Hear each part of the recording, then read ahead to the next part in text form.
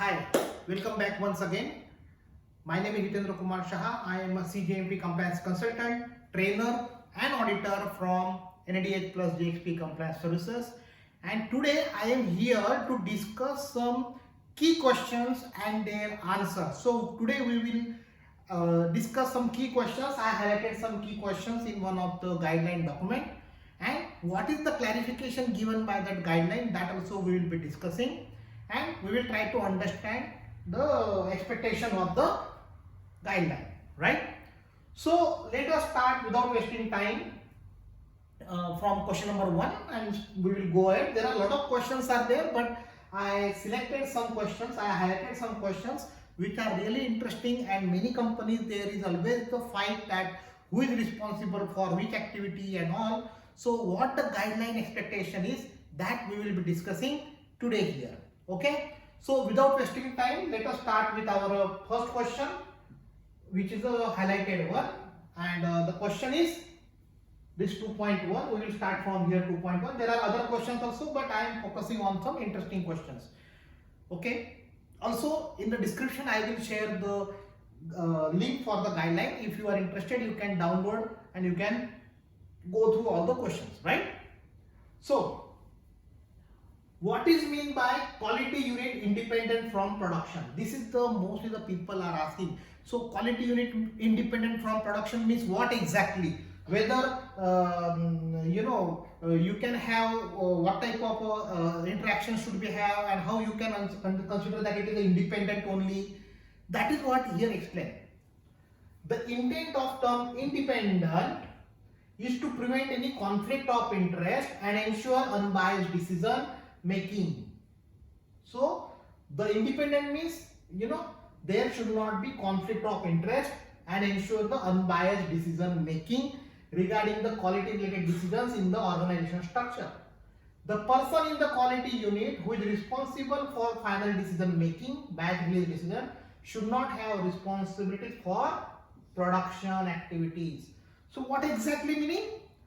Meaning is very clear that in the guideline, if you see ICH Q7 2.13, it is for the production activities. So these responsibilities should not have the person who is responsible for final batch release or decision making like batch release or deviation approvals and all. That person should not have the responsibilities mentioned in the production activities. So should not have the production responsibilities.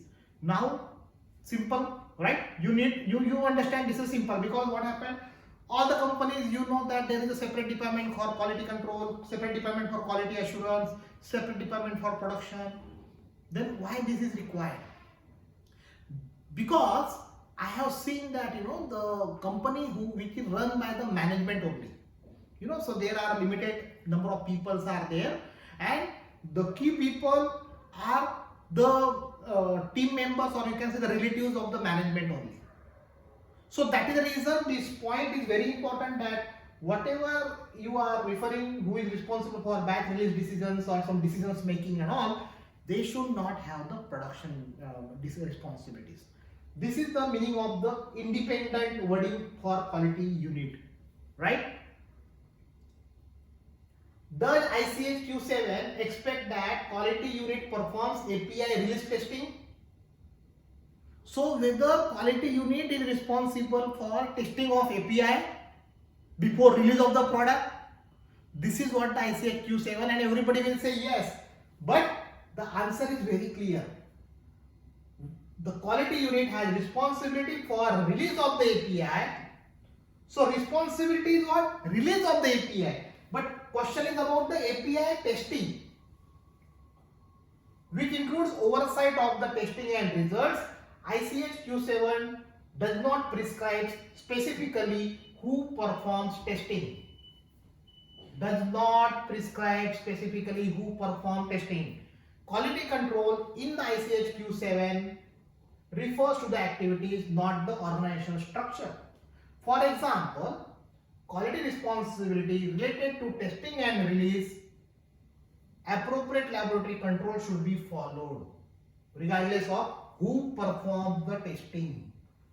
So it is very clear that if the company is manufacturing the API, So the quality unit is not only responsible for the testing. So the testing should not, it is not mandatory to perform the testing by the quality unit only. You can take a support from the external agency or contract laboratory also.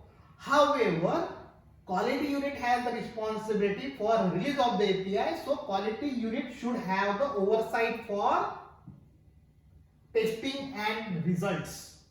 This is the expectation. So it is not expected that you should have in-house testing. You can have the external agency also where you can perform the testing, but the quality unit should have the mechanism or the practices or system for the oversight of the testing the results. Hope the point is clear. See, some key questions are there which are tricky, right?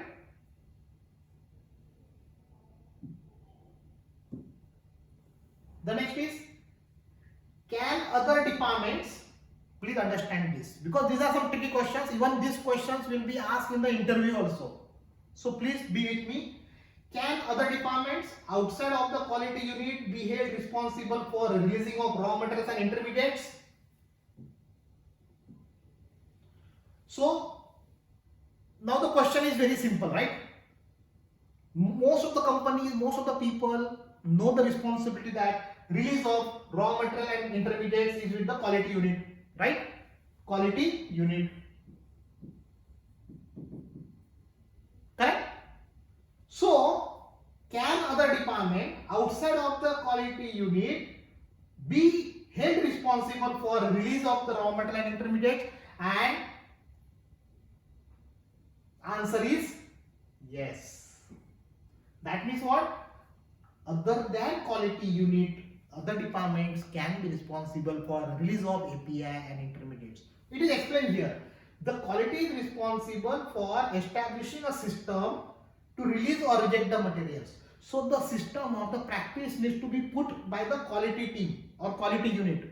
That is the responsibility of quality unit. The responsibility cannot be delegated. So this responsibility cannot be delegated. So the quality unit should establish a system to release or reject the raw materials, intermediates, packaging and labeling materials. So that system needs to be put in place in the facility.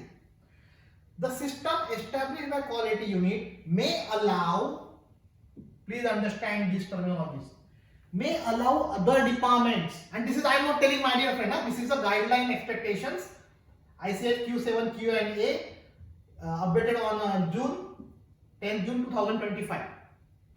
It is in the guideline. Okay, I just put this guideline and I just want to make you understand the meaning. Because many people are traditionally following the same thing, and due to that many people are making the mistakes or error also. So that is the reason I am explaining here. The system established by quality unit may allow other department to release raw material and intermediates except intermediate that are for use outside the control of the manufacturer, as long as oversight and the overall responsibility of the system remains with the quality unit. So responsibility, ultimate responsibility with the quality unit, my dear friend, because the quality unit is putting the system in place to release or reject the raw material, intermediate, packaging material and labeling materials. But it is not mandatory that it should be tested. It should be quality unit only responsible for the release of the raw material and intermediates. This is I am not telling. This is the exact wording in the guideline. Right? The next question is, does ICH Q7 expects that sampling be performed by quality unit? Again, this is a question. Most of the companies, this is the traditional thought process. Sampling should be done by either quality control or quality assurance only. This is the traditional thoughts, right? But this thought again clarified in this guideline by the ICH Q7. Now ICH guideline novelty is, this guideline is developed by the expert working group where the different regulatory agencies as well as the industry experts come together and their all thoughts are evaluated and then these guidelines are developed. You got my point? So that is the reason I am explaining you that does ICH Q7 expect that sampling be performed by the quality unit? Answer is very clear. No. No. Sampling is not mandatory to done by quality unit. It can be done by other department also. ICH Q7 does not prescribe specifically who should perform the sampling. You can refer these sections in the guideline if you are interested in details. These sections are the ICH Q7 sections. However, the quality unit has responsibility for review and approve the sampling plans and SOPs. So, quality unit is responsible for review of the sampling plan, approval of the sampling plan and respective SOPs, so that any other department can perform the sampling. This is what is cleared here. Sampling should be performed by adequately trained persons. So what is the requirement? Any other department who is trained on sampling, any other department personnel other than even quality unit who is trained on sampling and who is trained on that procedure for sampling and the sampling plans with the practical expertise of sampling can perform the sampling. And whatever sampling is done, it should be appropriately documented. This is the expectations. This is, I am explaining you because many companies, they have the traditional thoughts that sampling should be done by the quality control or quality assurance only. So here I am making it clear very much. Right? Hope you are clear with this discussion. Now the next question is, when we are discussing about the training, always it is recommended that training should be periodically assessed. So what is the intention behind training should be periodically assessed? So what does it mean? What does it mean periodically assessed? So that is what explained here. The statement training should be periodically assessed refers to a system to evaluate if person remain proficient and competent in their job tasks and responsibilities, whether more frequent, additional or new training is required and repeat training is up to date, recurring training is up to date. This is the expectation behind the periodically assessed. You got my point? So what does it mean? Periodically assessed means you have to develop a system so that the person who is performing the job, he is proficient and competent in their job as per the responsibilities and whether more frequent. So you have to evaluate once the person is trained. You need to have a system to evaluate whether more frequent, additional or new training is required and recurring training is up to date or not. These systems are lacking in many companies. What? Evaluation. Evaluation that whether the person requires frequent training, person require additional training, person require some additional new training, and second point is whether the training whatever we are giving, that recurring training is up to date or not. That practice that is lacking in most of the training procedures. So my dear friend, you need to put a thought process here. Many companies lack this practice. They have the training, periodic training, like what they do, they have the training of SOP training periodically, every yearly, that they do. But they don't have the system whether the person need frequent, additional or new training is required or not. And second system is whether whatever the recurring training is there, whether it is up to date and expectations are fulfilled or not. That two evaluations are missing in many training SOPs. So I thought I will clear all these basic questions but confusing questions. So clarification is given by the guideline. Hope everyone is clear with this concept, right? Now let us discuss about the cleaning. So we all know that when we are cleaning, we are using the multi-product facility, or we are manufacturing a multiple product in the existing facility, and equipments are shared between different products and all, then we need to clean the equipment before going for the next product, and we have to prove that the cleaning process is effective. That is called the cleaning validation, right?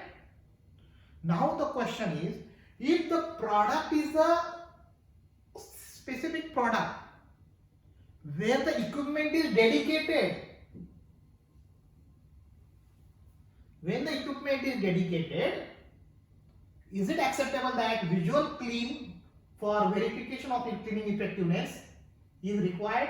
That is, no expectation for specific analytical determination. Yes or no? Answer is very clear here. Why I am telling this? Because most of the companies, they have the question that we have a dedicated facility, same product we are manufacturing, so still we require some specific testing determination, or we should have some visual clean acceptance criteria. And the answer is clear here. Again I am telling you, this answer is clear based on the guideline. I will share the link to download the guideline in the description section. Visually clean may be acceptable for dedicated equipment based on ability to visually inspect and sufficient supporting data from cleaning studies. For example, analytical determination to demonstrate cleaning effectiveness. I am coming here, don't worry. Equipment should be clean at appropriate intervals to prevent buildup and carryover of contaminants. Contaminants means degradants, objectionable level of organisms, so that they do not adversely alter the quality of the API. So when you are manufacturing the multiple product, most of the company consider that the product is same. Yes, my dear, product is same.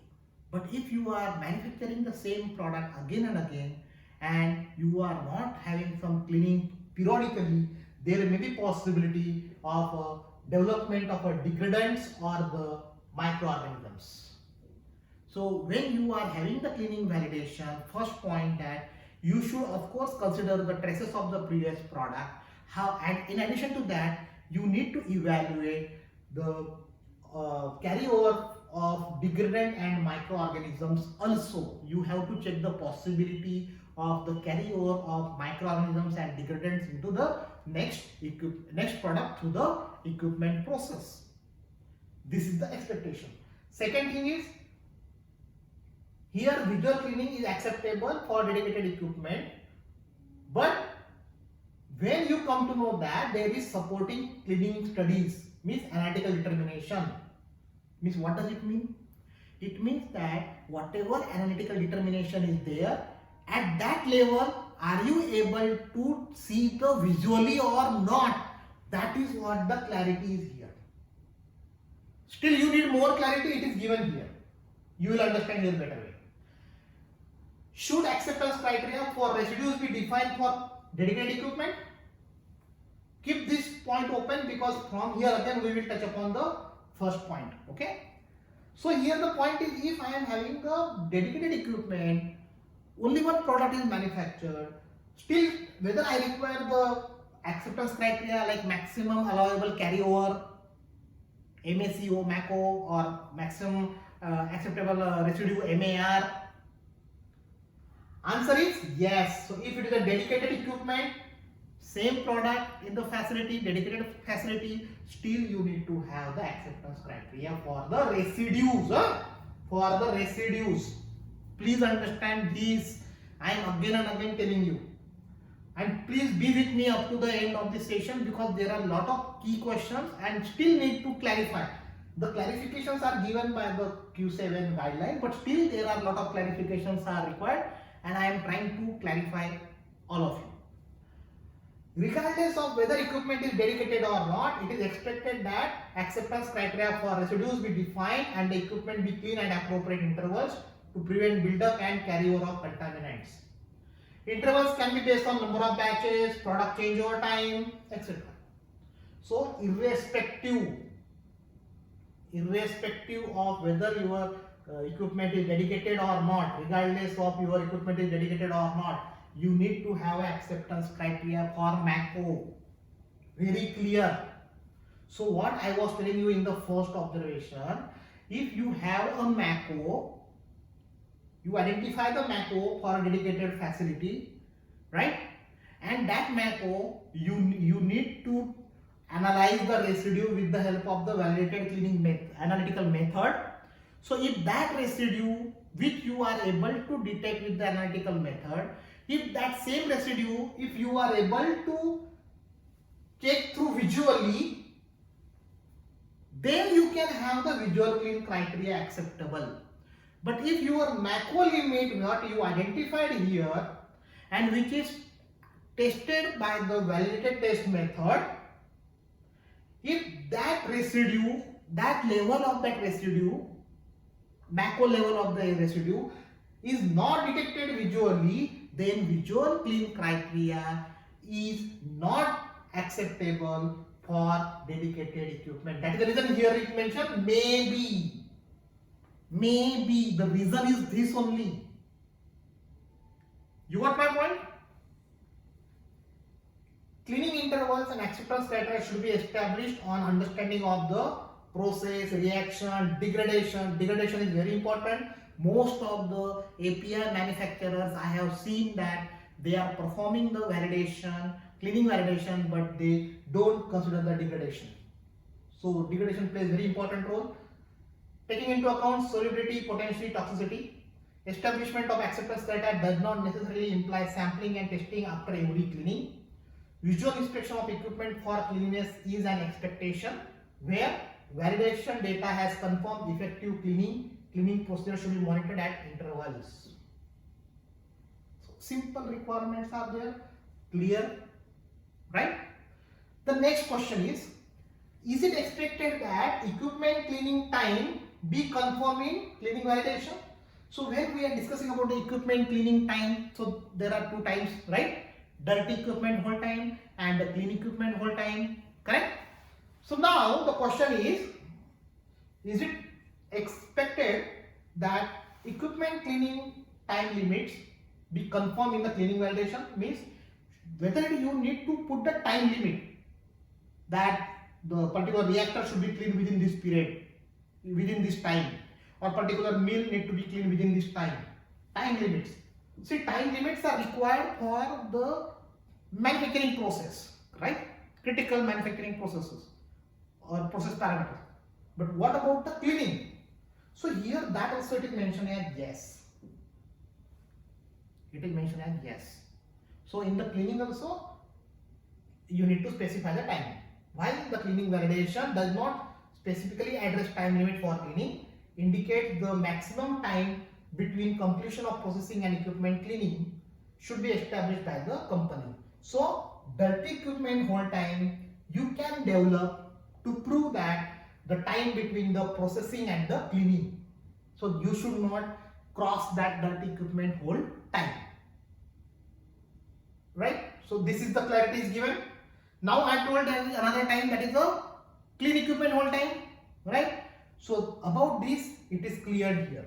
So you need to have a dirty equipment hold time, right? DEST you need to have. But what about the clean equipment hold time? The clean equipment hold time, so you need to have a dirty equipment hold time for API. But what about the clean equipment hold time? Q7 does not specify the need for time limit between equipment cleaning and use in the next process.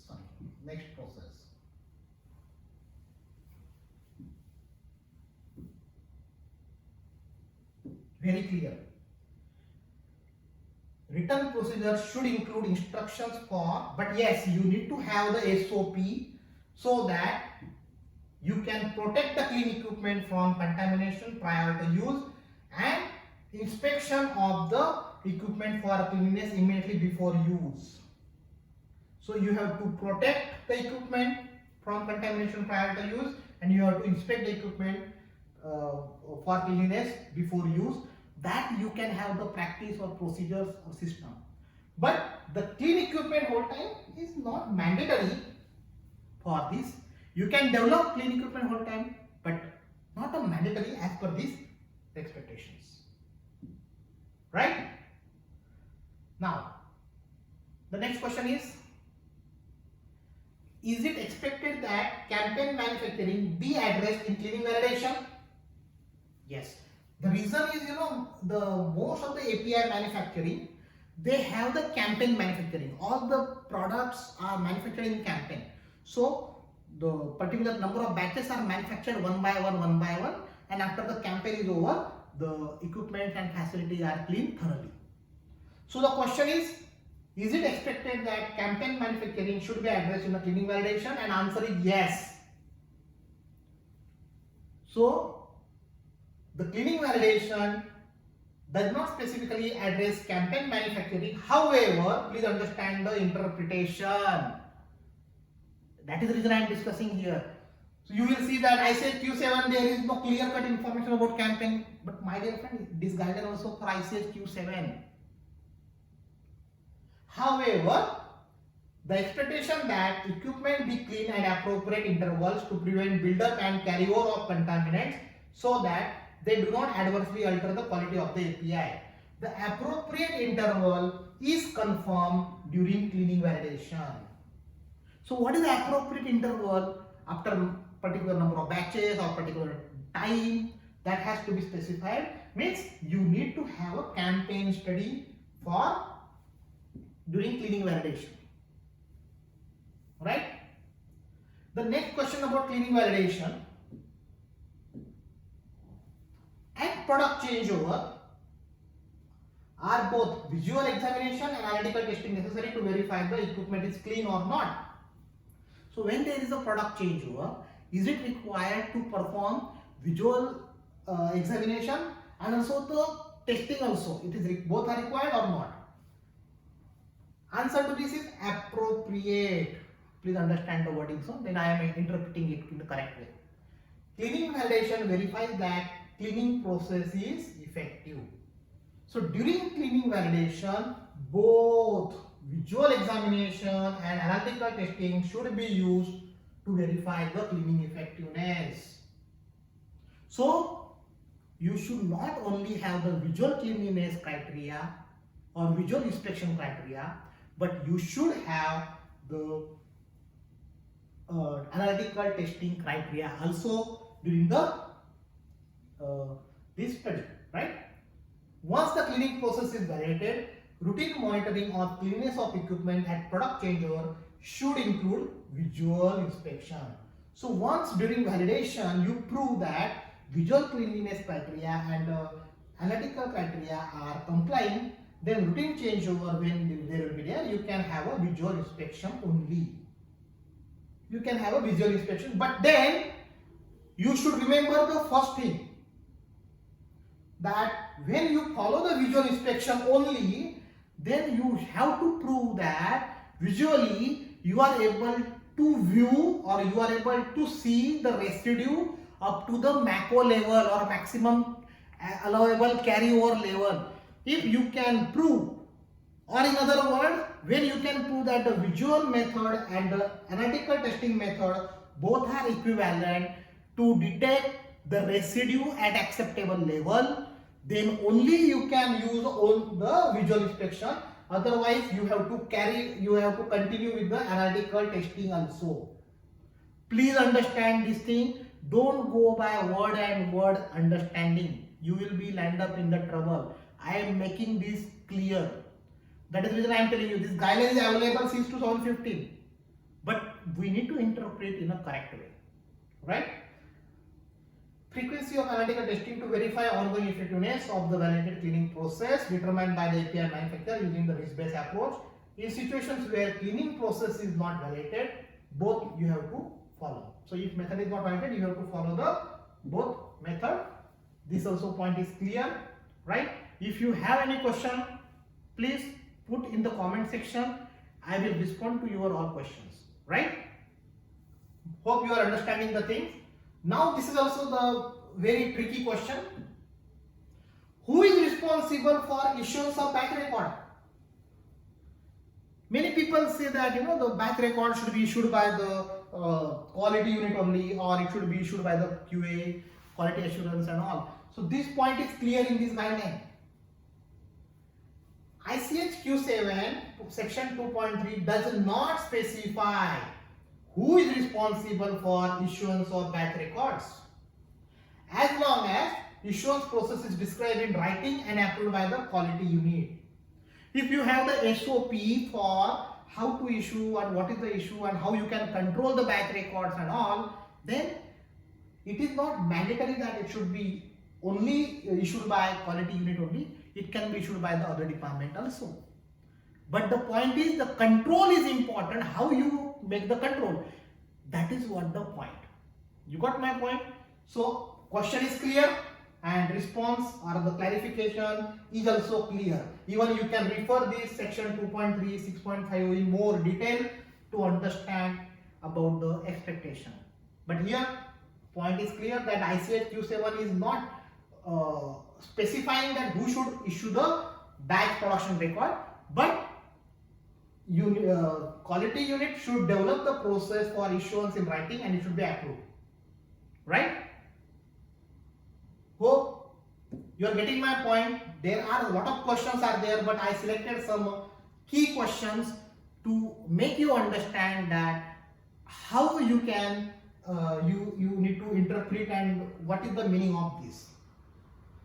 Now, if you are the API manufacturer, so you are taking the materials from some other vendors or suppliers, right? So for evaluation of that suppliers, whether on-site audit is required, this is for API manufacturer I am telling. Answer is no. An on-site audit is not required. However, an on-site audit could be a useful tool in evaluation of a supplier. So, if you are I am now telling this for a drug product manufacturers, okay? I am telling this for the API manufacturer because this guideline is applicable for the API, ICH guideline applicable for the API, right? So, no on-site audits are required to evaluate the supplier. However is very important here. On-site audit could be a useful tool in the evaluation of the supplier. A risk assessment of the material or service provider can be used to develop an audit strategy. So, and manage the ongoing evaluation of the supplier. So, all the suppliers are not required to be audited. You can very well use on-site audit for evaluation. However, you can perform the risk assessment and then based on that you can develop the audit strategy and you can manage the ongoing evaluation of the suppliers. This is the clarification is given and this is the ICH Q7 7.11, 7.31 is a reference. You can go through this reference in detail. Hope you are clear with this requirements, right? Now we will see where this is on, right? In cases where an API test method is changed, which method should be used for stability studies already in the progress? Now see, when you are performing the stability study of API, you have some intervals, right? Let us say long-term intervals like 3 months, 6 months, 9, 12, 18, 24, 36, that way, correct? Now suppose you are running the batch for a stability study, you completed some period, maybe 3, 6, 9, 12 months is completed, and after that there is a method is changed, testing method is changed. So how you can deal with this situation, right? The company should decide and justify the decision of which method to use. All test methods for stability studies should be validated and demonstrated to be stability indicating prior to use. Any changes to stability test method should be documented. I am telling you, just go through this and I am telling you how you can do that. Applicability of the changes to the existing stability studies should be assessed and may require filing in line with the regional requirements for post-approval changes. Now, how you can address this change? So what you can do here, suppose you have a 3, 6, 9, 12, 18, 24, 36, right?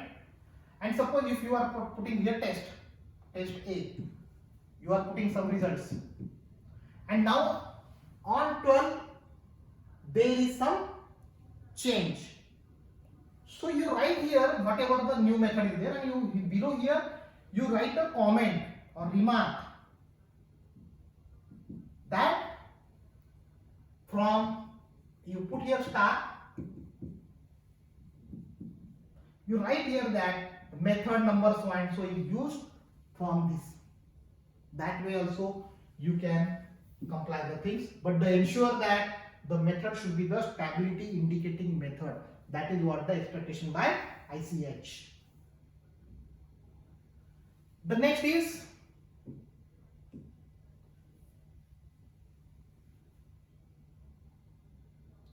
when we are discussing about the retention sample or reserve sample, most of the companies expect that it should be exactly matched with the commercial, right, or market pack, right? But here it is not like that. Your reserve retention sample should be more protective. Most of the company, it is observed that the reserve or return samples are exactly packed in line with the market pack, just like in the stability pack. In the stability, yes, you need to have exactly in line with the market pack. But when we are discussing about the reserve or retention sample, then your packing should be more protective than market packaging system. This is the 11.72 requirement of ICH Q7. This is the ICH Q7 requirement, my dear friend. This is what explained here. Unlike stability samples, the purpose of reserve or return sample is not to represent the quality of the bag in the marketplace, but to allow future evaluation of the quality of the original API batch. So when the batch was manufactured, what was the quality of that API that need to be maintained, that you need to try to maintain, and that is the reason you need your reserve or retention sample should be more protective and not exactly in line with the market pack. Most of the companies, they don't comply this requirement. Most of the companies, they don't comply this requirement at all. Forget about the interpretation. So it should be better preserve the original state of the API. Expectations are clear and clarification is also very, very clear, right? So I selected some, there are a lot of questions are there, but I selected some key questions where mostly the companies are getting confused. Now again, we will touch upon these last two questions, okay? Hope you are understanding this. Again, I am requesting, if you have any questions, you put your questions in the comment section. I will respond to your all questions, right? Should rejected material be stored under physical and secure segregation? Means, do you need a separate reject room, or it should be secured rejection is required? Answer is no. This I am not telling the answer. This answer is given by the ICH Q7 only. ICH Q7 does not specify need for physical and secure segregation of rejected materials. So how you can do? Both include the provision for use of alternate control system for storage of rejected control can be used. So you can have the alternate control mechanism.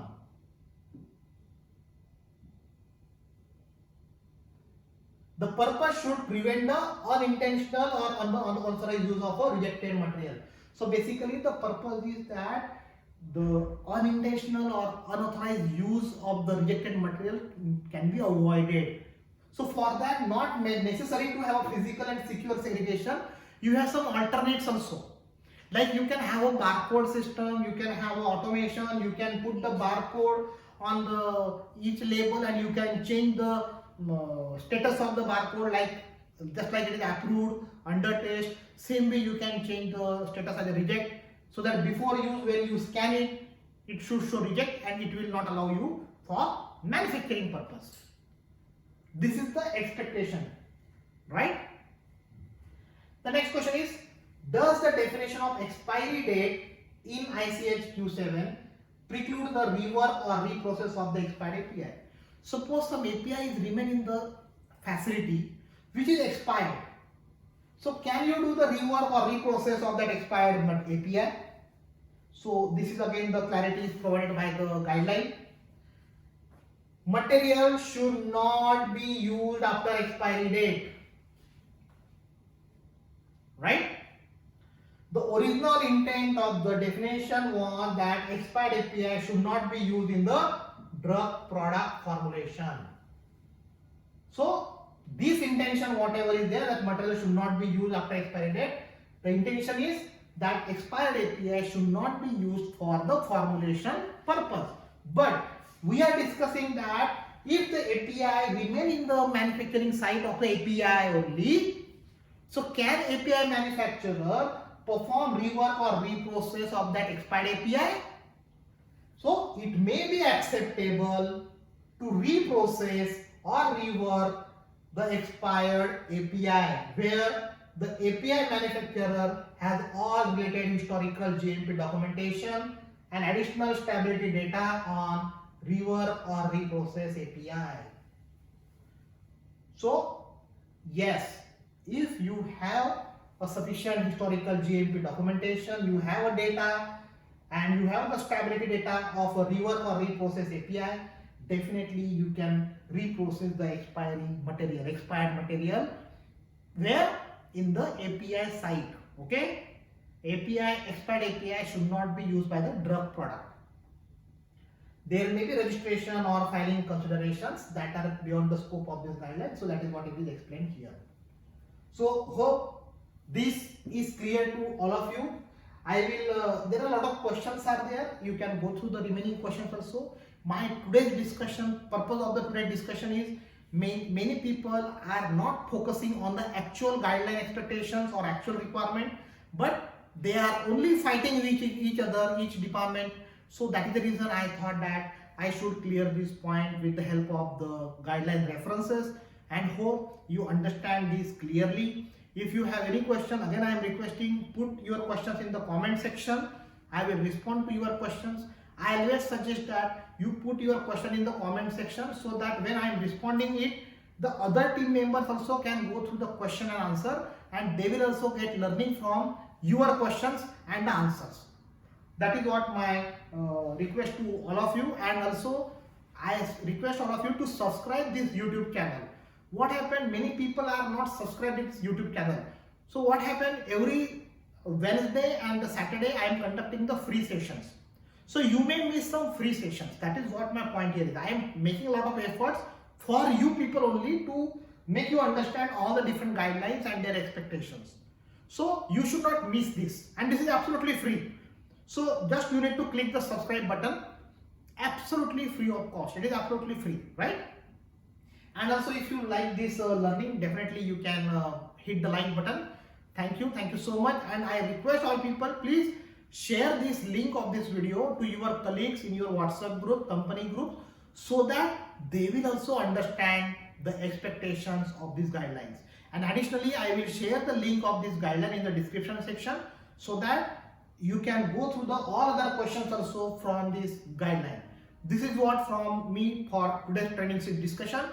Thank you so much, and ensure all time compliance. Thank you so much.